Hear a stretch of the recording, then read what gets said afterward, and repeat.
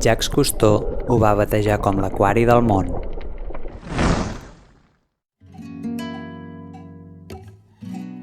Viatjo a Baja Califòrnia per descobrir una ciutat envoltada de mar i desert, La Paz. Passejo pels carrers menys asfaltats per conèixer la seva gastronomia i simpàtica gent. Té una essència que m'agrada, amb un bon equilibri entre la vida local i el turisme. Una ciutat que enganxa, sobretot, al Malecón. El Malecón és el punt amb més vida de La Paz. Sempre acompanyat dels pelicans, desperta lentament per acabar sent el punt neuràlgic de la ciutat, el lloc de trobada, turista i local.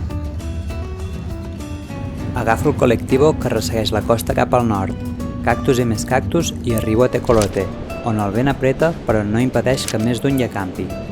Les petxines s'acumulen a aquesta costa rocosa, on els pelicans passen el dia volant per caure en picat. Gairebé no hi ha ningú i segueixo la platja a peu. Tecolote està just davant d'una ruta migratòria de balenes i mòbules. Però avui l'únic que veuré és el meu propi objectiu, l'illa d'Espíritu Santo. Sortim de bon matí del port del Malecón per endinsar-nos al mar de Cortez. Saludem una colònia de fragates. Són de mar, però curiosament no es poden mullar. Passem el famós arc de pedra i finalment arribem a Espíritu Santo. Ens preparem per entrar a l'aigua i...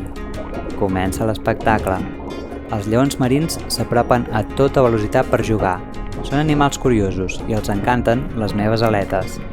A l'aigua cal estar atent en tot moment, cal respectar la distància i, sobretot, no apropar-se a la costa, la seva zona de descans i reproducció.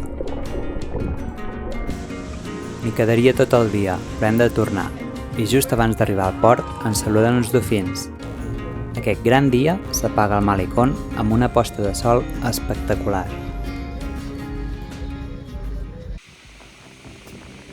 I he vingut a Baja Califòrnia per visitar un dels millors llocs de submarinisme.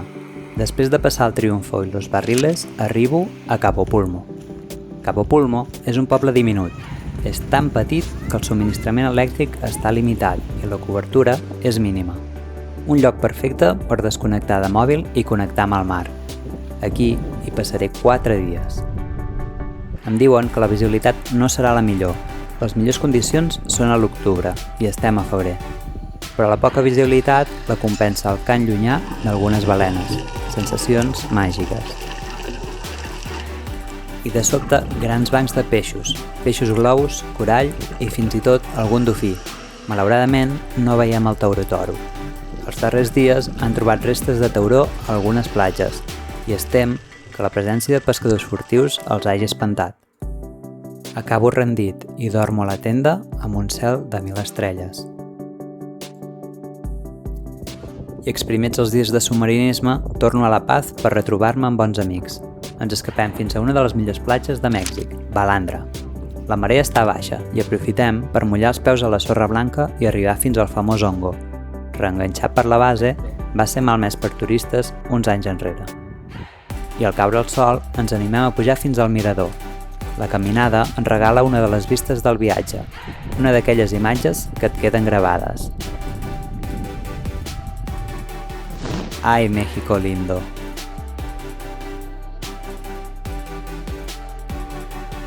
És temporada de tauró balena a La Paz, però les barques no surten.